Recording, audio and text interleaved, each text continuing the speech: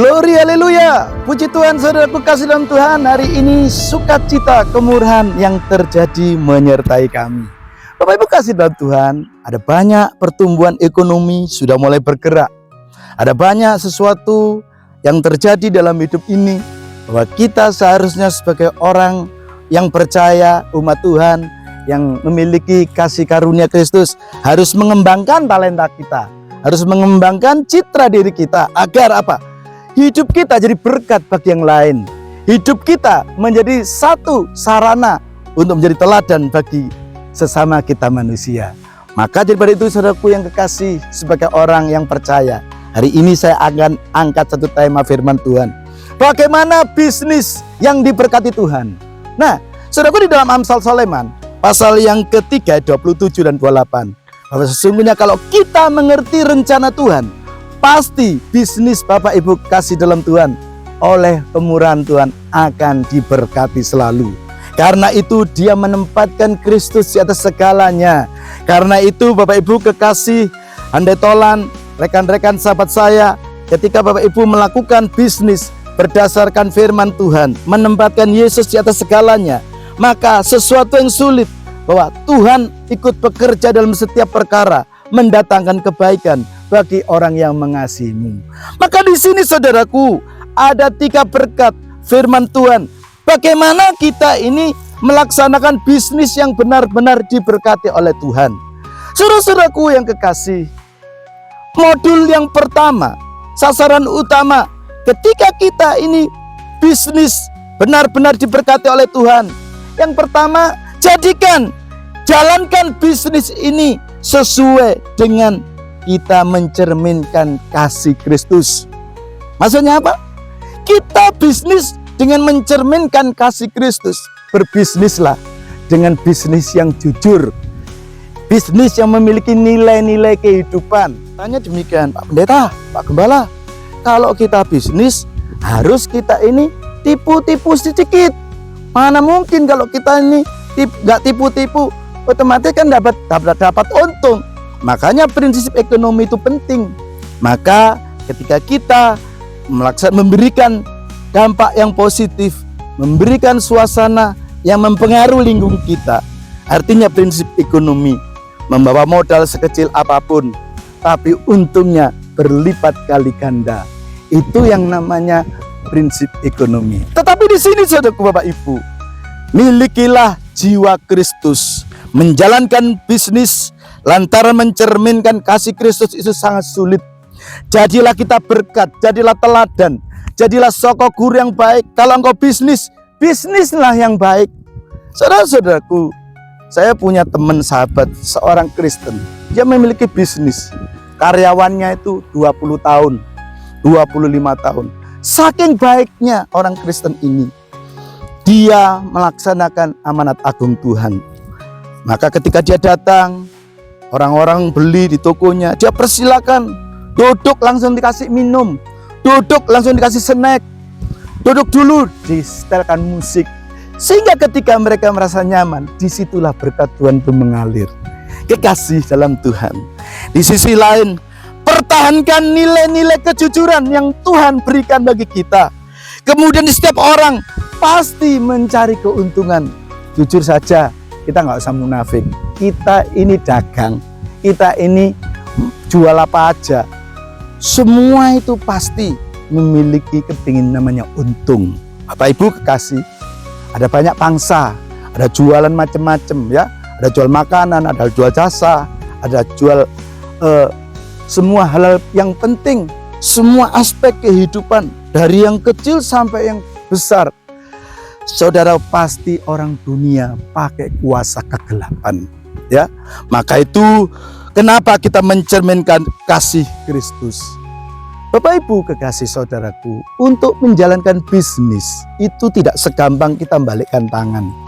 Tapi saya acungi jempol ketika Bapak Ibu panjenengan bisa menempatkan karya Kristus menjadi teladan, usaha yang menjalankan dengan kasih Kristus.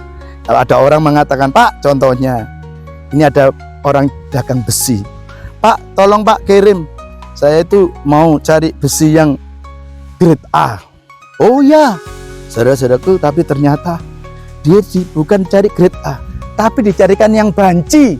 Maksudnya gini, gak banci A, tapi grade-nya turun sedikit, jadi tidak seperti yang dipesankannya. Itu saudaraku, kita tidak membawa dampak kejujuran, sehingga banyak orang kecewa. Oh ternyata demikian. Demikian juga saudaraku, ketika kita ini pesan kue, Pak sampelnya kue mana?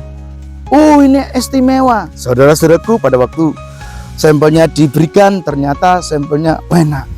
Ketika sudah jadi, pesanan sudah banyak datang, ternyata rasanya nggak benar seperti yang contoh pada waktu sampel itu, saudaraku. Waduh, saking banyak orang yang kecewa. Waduh, kayak gini. Jangan harap pekerjaan bisnis Anda diberkati Tuhan, sebab engkau melalaikan integritas, sebab engkau melalaikan perjanjian awal. Maka itu nilai kejujuran itu sangat penting kita harapkan. Itu yang pertama, saudaraku. Melaksanakan bisnis sesuai dengan apa, saudaraku? Mencerminkan kasih Kristus. Yang kedua, Bapak Ibu, bisnis yang diberkati Tuhan adalah bisnis yang menjalankan bisnis dengan tanggung jawab. Apa maksudnya? Di dalam ayat 13 mengatakan bahwa ketika kita memiliki talenta, kembangkan itu. Kita harus mampu bekerja sama dengan orang lain.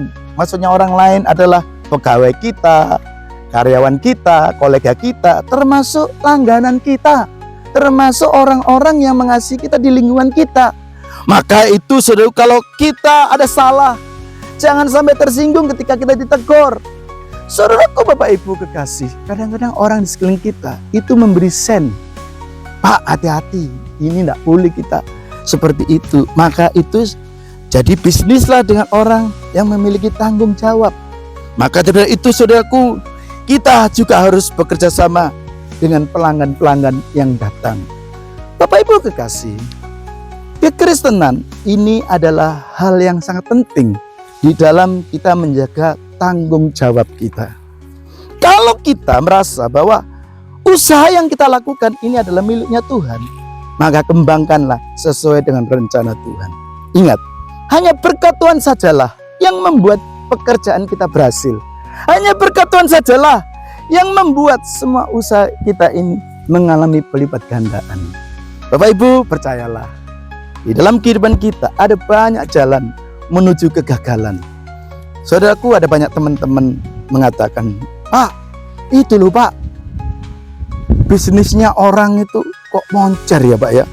Dia itu walaupun nggak kenal Tuhan loh Pak, tapi bisnisnya itu tiap hari itu berjubel-jubel pelanggannya sampai saya kewalahan ya.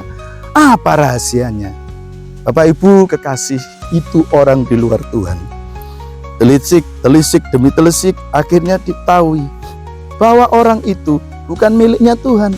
Ternyata berkatnya dari kuasa setan, berkatnya dari kuasa iblis, dari pedanyangan, dari pesugihan, dari Gunung Kawi, dari tempat-tempat pemujaan-pemujaan seperti di Ketean, seperti di tempat seperti yang kita ketahui, di mana penyembahan-penyembahan berhala, bahkan nyawa anaknya. Ada juga penjual-penjual soto ya, yang memakai cara demikian ini. Tempat-tempat di mana yang tidak berkenan, mereka berusaha mencari kekayaan dengan hal-hal yang tidak penting. Dan banyak sekali di setiap segmen pekerjaan bisnis apapun di dalam dunia ini, semua memiliki hal yang tidak baik di hadapan Tuhan. Tapi kita sebagai orang percaya, kita mau berikan produk yang terbaik, kita akan berikan servis yang terbaik, bahwa semua yang kita lakukan ini kita pertahankan rasa tanggung jawab kita untuk rekan-rekan kita. Sehingga ada banyak teman ini, wih tokonya orang Kristen itu loh, orangnya baik soroh, ternyata juga aku dapat servis yang baik. Di situ Pak, orangnya tidak pelit. Wong Kristen itu memang nggak pelit kok ya. Tapi nggak tahu ya kalau ada orang Kristen yang pelit, itu urusannya sama Tuhan. Tapi hari ini hormati orang yang bekerja sama dengan kita, bahwa orang-orang yang kau tempatkan di sekeliling kita itu adalah orang yang dipersiapkan Tuhan untuk membangun kerajaan kita, membangun usaha kita bersama kasih Kristus. Yang ketiga Bapak Ibu, bagaimana bisnis yang diberkati oleh Tuhan? Yang ketiga, menjalankan bisnis yang menjadi berkat bagi orang lain. Apa maksudnya? Mari kita menjaga, kita membangun Tuhan. Semua bisnis yang dikendaki oleh Tuhan. Maka daripada itu, bisnis ini memiliki, ayo kita berikan keteladanan yang baik dalam hidup kita. Artinya keteladanan yang baik, karakter kita ini dikenal orang. Semua sifat kita ini adalah orang tetangga kanan kiri, dari komunitas kita, dari keluarga, dari gereja, dari semua perkumpulan kita, dimanapun kita dikenal, ternyata orang Kristen ini orang yang penuh kasih. Pada waktu kampung ada hajatan, ada punya gawe, orang Kristen ini loh yang menjadi dampak. Orang Kristen ini loh jadi teladan. Orang Kristen ini loh jadi berkat. Dari pojok sampai sana, sampai pojok sana. Siapa yang enggak terkenal namanya Bapak si A itu? Saudara, terpujilah nama Tuhan. Dengan rancanganmu bahwa kita bisa mensejahterakan kota ini. Lantaran apa? Kita harus usahakan kesejahteraan kota kita. Terlebih dahulu kesejahteraan kita semuanya.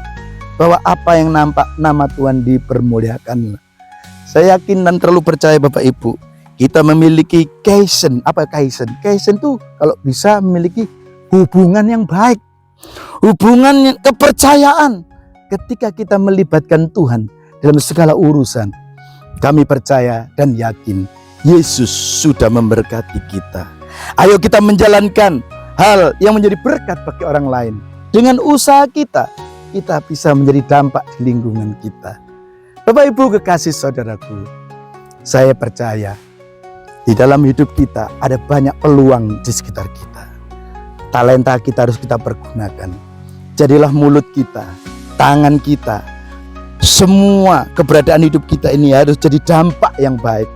Dan rencana Tuhan tidak pernah mengecewakan. Untuk itu Bapak Ibu, semua hanyalah kasih karunia. Semua adalah berkat yang datang dari Tuhan.